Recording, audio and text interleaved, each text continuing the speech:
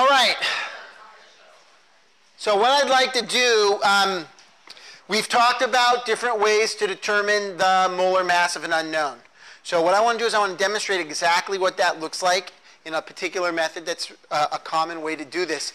If you have a liquid that you don't know, we have an unknown liquid, and we want to convert that unknown liquid, if we can get it to turn into a gas, if it is what we typically call a volatile liquid, that is, it will turn into a gas readily, we can use what's known as the Dumas method to go ahead and determine the molar mass. Okay? So Dumas is a French chemist, the guy who came up with this idea, this method. Remember that the molar mass of our gas, the molar mass is equal to density times RT over P. That's right. Molar mass is equal to density times RT over P. So what we're going to do is we're going to take some of this liquid and we want to measure its density. To measure the density, we need to know the volume and the mass of the liquid, right? The density is going to be the mass divided by the volume. That's what density is going to be equal. We also need to know the pressure and the temperature. Well, we can measure the pressure using a barometer, which we're going to do by looking it up at a nearby weather station. And the temperature, we can go ahead and use a thermometer to measure. I have a balance here, and I have a flask. This is a container, okay, that we are going to use to hold our gas. Remember, we need to turn this into a gas. This equation only works for gases. Now, I have tested beforehand, and I know that the unknown liquid boils at a temperature that is lower than boiling water. So we can use our boiling water as a heat source to boil the liquid, turn it into a gas. What we're going to do is we're going to take some of this container, and we're going to put some of the liquid in here. We're going to put a little top on, we're going to poke a tiny hole so that gas can get out. We're going to heat the liquid up, it's going to boil away, and it's going to push the air out as it does that. Okay, eventually all the liquid will boil away, and I will have this container, this flask, filled with my unknown liquid that has turned into a gas, now an unknown gas. Whatever the volume here is, that's how much of the stuff, how much of the unknown I will have. I take it out of the heat, it cools down, and the unknown gas that was in here turns back into a liquid. Okay? Air comes back in during that process, but that's okay, because I'm going to weigh this before and after with air in it. The difference will be the amount of liquid that's left after this process. Wait, sorry, how do you know that the unknown boils at a lower temperature? I tested it earlier. So I took it, put it in a test tube, or I looked it up because I actually know what this is, because I'm not going to use something dangerous. So I know what the boiling point of this stuff is. And it's well below the temperature of the water. So this is to find out how much mass? I need to find out the mass of gas that occupied this volume. So I'm going to take the liquid, I'm going to heat it up until it turns into a gas and completely fills this thing.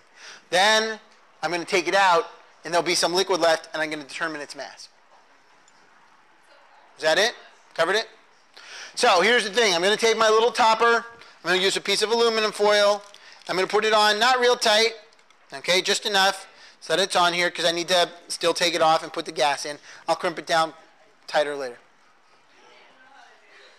You do need to know how to do this, yes. You're not going to do this. You need to understand enough of this process to be able to do that worksheet and to answer questions like, hey, what happens if it was wet when you weighed it? That's what we'll talk about it. What was wet when you weighed it? So that container is wet. I'm not understanding. All right, so we're looking at this. Shh. Step number one. Guys. Step number one, we need to weigh the mass of this container. Okay? So we have the flask plus top. And that has a mass of 103.51.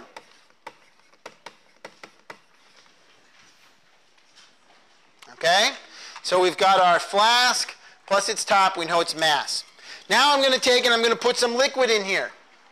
I'm going to take some of my unknown liquid. I need some, not too much, but enough that I know that it will completely evaporate and fill the bulb. Okay, so I'm going to put this in here.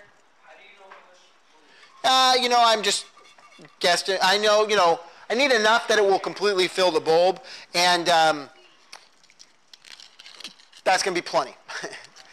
You can calculate, once you know the molar mass, you could go back and calculate how close you were by knowing the density of the stuff and of the liquid and stuff. So I'm going to seal the top up sort of as tightly as I can here, and I need to let stuff get out. I'm going to heat this up. I'm going to be producing a bunch of gas, so I'm going to take a pin and I'm going to put a small hole in the top. Because I'm going to be turning this liquid, right? I'm going to turn this liquid into a gas. So it's got to be able to get out. And I want to push the air out, okay? I am. The gas is, see this liquid? I'm going to turn it into a gas. I want to know the exact volume of a certain mass. So this liquid in here is way more than enough if I turn it into a gas to fill the whole thing. I want to turn this into a gas and have it push the air out. And then when it's all gone, this flask will be just filled with the gas this unknown liquid is. Okay? So what I'm going to do is I'm going to put it in here. I'm going to let it heat up and I'm going to watch it. It's kind of hard to see, but I can actually see the liquid. I only need to know the weight at the end. I need to know the weight of the liquid that's left. I want to know the weight of the gas that exactly filled this up. Questions? Are you going to ask this on the test about like the name of the method? Probably not, no. So you know that wouldn't the air mix with the gas though if there was on the top? Yeah, the idea here is that as the gas evaporates, boils away, it has a tendency to push the air out. So there might be some air left, but it will be almost entirely my unknown stuff. Yeah, the gas will get out too. I want it to get out. Remember, the amount of liquid I put in here is going to be very different than the amount I have left at the end. Because I want to know just the mass of the gas that was left inside here. It gets hot. Questions? So, are you going to wait when it's in, because once it starts to Condense? once it starts to condense, the air is going to come back. That's okay. Remember, there was air inside it when I measured it to empty. Okay. So I want air back inside it. So you're waiting for it to completely... I'm waiting for it to completely evaporate away. The gas, the liquid inside here is going to completely evaporate away. And then I'm going to take it out, and the gas that was left inside is going to recondense back into a liquid, and air will come back in. That will be the same air that I had to start with. So that's okay. I need to find the volume of this flask, which we'll do in a sec. It's a volumetric flask, but that's not really probably going to be accurate enough for the work that we're trying to do.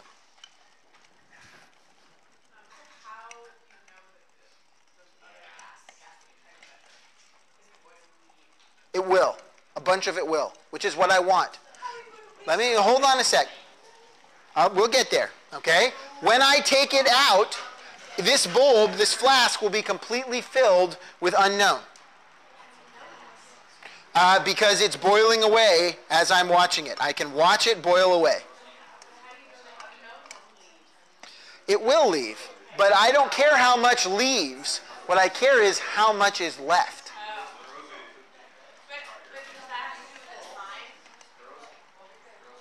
What I need to know is I need to know what mass does the unknown gas that completely filled this thing up at this temperature weigh?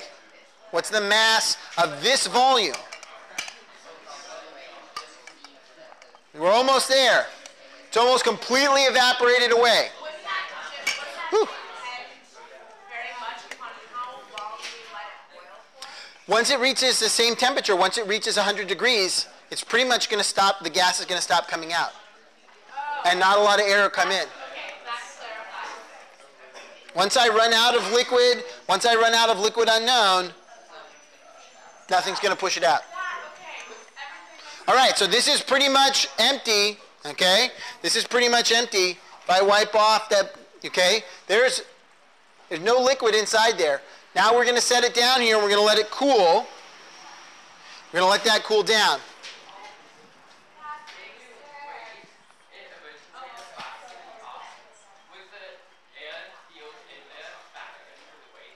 The air did factor into the weight, a very tiny amount, but since I'm going to weigh it with air inside there at the end, it will pretty much cancel out. A tiny bit. The volume will be very slightly different because of the liquid that's going to be inside here. It's going to be really small. Much smaller than all the other errors that are going to be inherent in this process. Air has mass. It weighs stuff. So I need to know the temperature. Remember, the gas inside here was at the same temperature as this water, as the boiling water. So in my equation here, the temperature I'm going to use has to be the temperature of the boiling water. So that temperature is 100.5.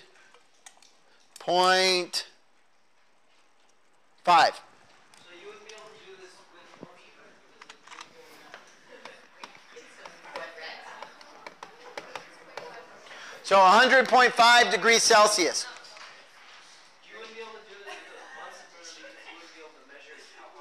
It will be difficult, yeah. That's why we need the boiling water, because I can measure the temperature that the water's at. And I need that temperature for the gas, okay? Yeah, we can convert it to Kelvin, which we will need to do, right? 273 is 373.63 Kelvin. So I converted the temperature into Kelvin. Pressure, I need the pressure, right? If we had a barometer right here, we could go ahead and measure that. We don't, so we can look it up on the interwebs. 765.8 millimeters of mercury.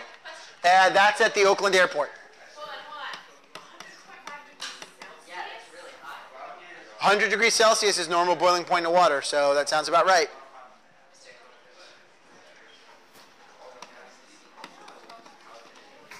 Yeah. So when I say pressure, because it has a whole pressure remains constant from the inside and the outside. Exactly. So we can assume that the atmospheric pressure is the same as the pressure that this gas had. Like a balloon. Like a balloon. A little different, but basically the same. Yeah, I got to convert the millimeters of mercury into atmospheres. So we'll need our handy-dandy calculators.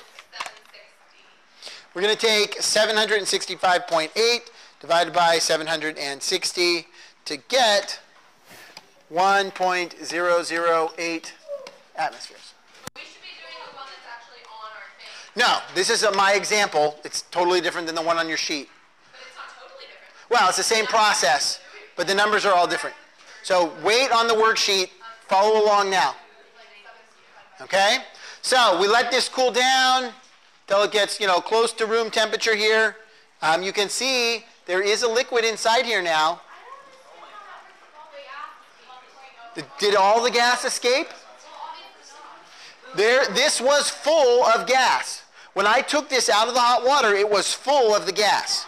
There was a lot of extra that escaped, which we wanted it to do.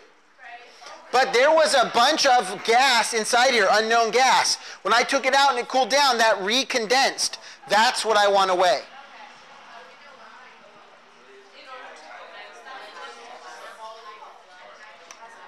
That's what I need the mass of. 103.99. So flask plus top plus unknown equals 103.99.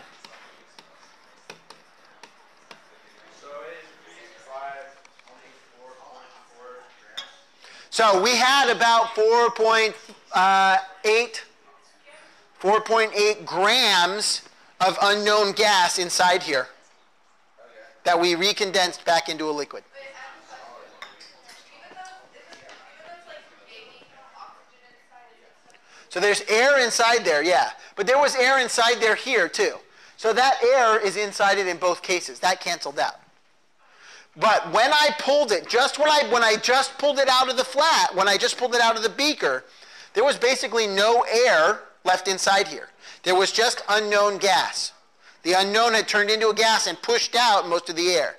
I took it out, the unknown condensed, air came back in. That's the idea. That's the plan. So I do the subtraction problem here, and I get 0.48 grams of unknown. I'm using UNK for unknown, right? So that's my mass. I now have this mass value here, 0.48 grams. That's my mass. I need to know the volume of this container. Okay? Now, depending on how accurately you're doing your calculations or whatever, we know that this volume is 250 to the line right here. But there's this little bitty bit at the top here that's going to have some volume. We can measure that by measuring the amount of water that goes. We can fill this up. Okay? And the easiest way to do that is to actually weigh the water. So I'm going to take this flask, and I'm going to, I do, right? I've got it,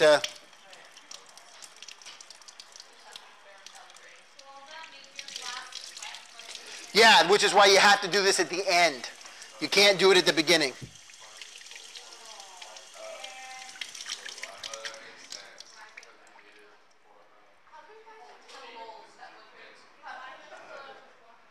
So here's what I'm going to do. I want to know the volume of the whole thing.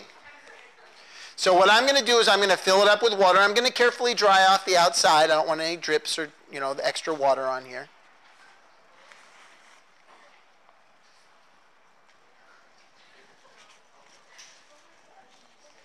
And what I'm going to do is I am going to weigh this.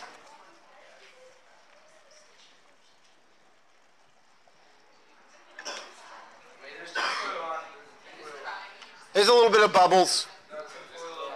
Yeah, no.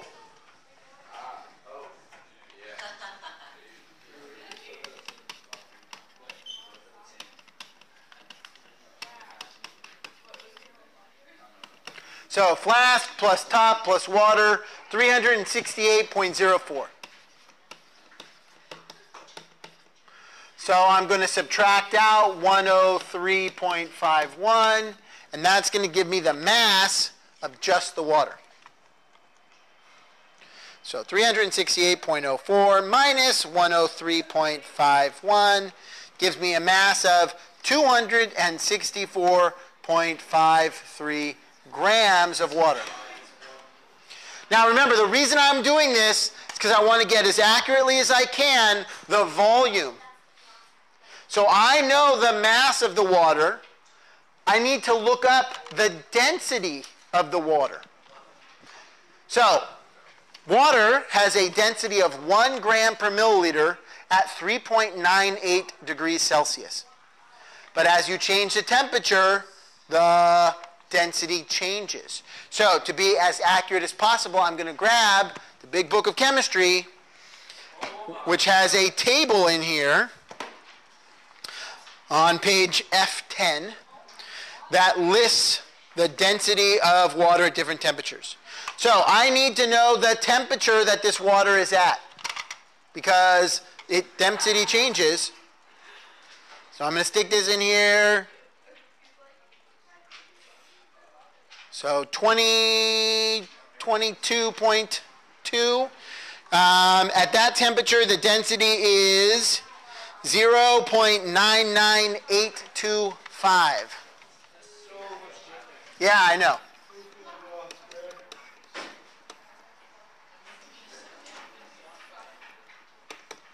0.99825 grams per milliliter.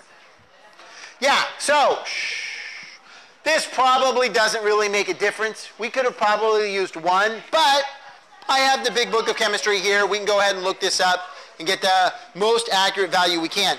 This is a branch of chemistry called quantitative analysis, where you try and be as accurate as possible in your measurements. Okay? This method, the Dumas method, is an example of a quantitative analysis, where we are being as accurate as we can. Hey guys, so that's why we're measuring the volume of this flask. We're actually calculating the density of the water at different temperatures and using that as one of our factors here. So we say, all right, I take 264.53 divided by 0.99825, and I get a volume of 264.994 milliliters, or 0.2650 liters. I now have everything I need, right? Molar mass is equal to density, 0.48 grams, divided by 0.2650 liters, times 0.0821, times 373.6, divided by 1.008. Questions?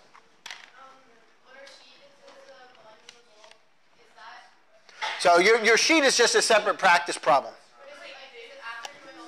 The volume of the bulb would be this, this value here. That's the volume of the gas from the worksheet, yeah. So,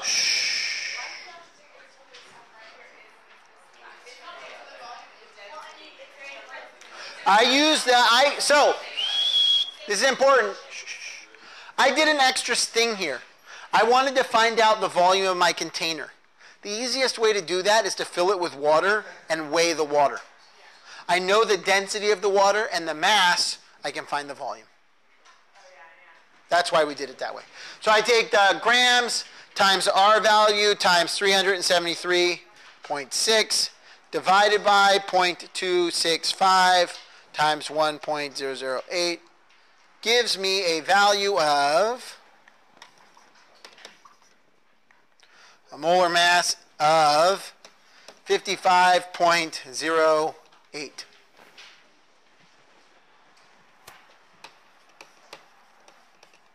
Grams per mole.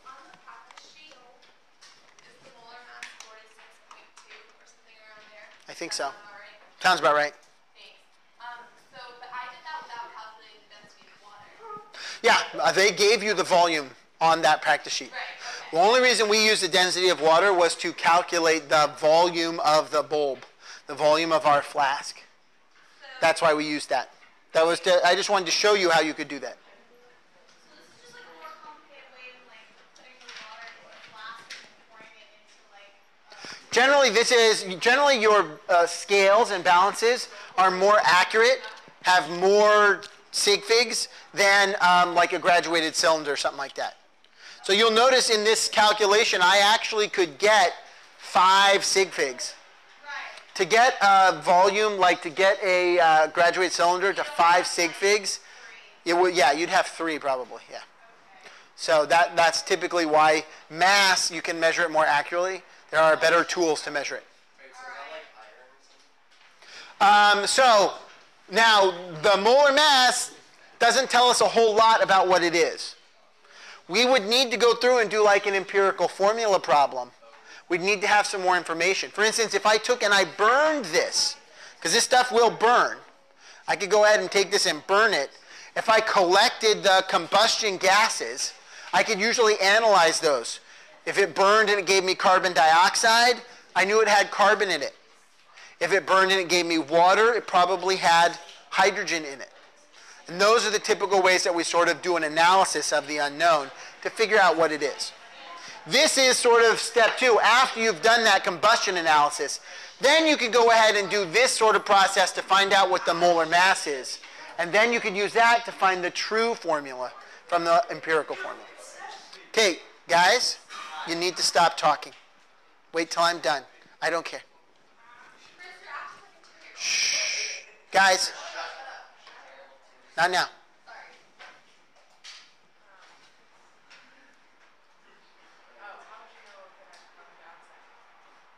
So there are ways that you can look at the combustion gases, and there are different tests you can do to figure out what they are and to capture them. For instance, carbon dioxide will react with a solution of calcium hydroxide to produce calcium carbonate. And so you can collect the calcium carbonate and measure it, weigh it, and use that to backtrack to how much carbon dioxide there was. So typically, like in your worksheet, they're going to give you like the combustion results. They'll give you the mass of the carbon dioxide. Then you want to convert the mass of the carbon dioxide into moles, because you know that for every 1 carbon dioxide, there is 1 carbon. So that once you know the number of carbon dioxides, the moles, you can convert moles of carbon dioxide into moles of carbon. And then you can convert the moles of carbon into grams of carbon, which is what you need. You need, to get the empirical formula, you need the mass of the carbon, the mass of the hydrogen, and the mass of whatever else might be in there. Now, sometimes a combustion, there's one element in particular that a combustion analysis will not typically find. What element is going to be, what element do you think that is? Well, carbon dioxide is the product. So we typically don't, carbon dioxide is a gas. This isn't carbon dioxide. We can be pretty sure of that. But there could be another element in this chemical, besides carbon and hydrogen, that we would have a hard time finding in a combustion analysis. Oxygen. Oxygen is exactly right. If this was, say, an alcohol that had some oxygen bound into the chemical, that oxygen will just react with the carbons and the hydrogens to produce water and carbon dioxide. The typical way that you can find something like that is to look at what is the mass of the carbon? What is the mass of the hydrogen? Do those add up to the total? If they don't add up to the total, there's a really good chance that you had some oxygen in there. And so you can take the total minus the carbon and the hydrogen to get the oxygen. You said it would be unusual to find oxygen in combustion. You can't find it in your compound. Oxygen is another one of the reactants. We add a lot of oxygen, elemental oxygen, oxygen gas. But if there was oxygen in the compound bound into the ethanol, it will act the same as the gas, and you won't be able to find it. So that's where you have to look for the discrepancy from the total amount of your components versus the total mass. Okay? All right. You've got that Dumas method worksheet. Read through that lab. Okay, we're going to do that lab hopefully tomorrow. And then we have Wednesday and Thursday to go over problems. I'm going to hand out another worksheet probably Wednesday in class.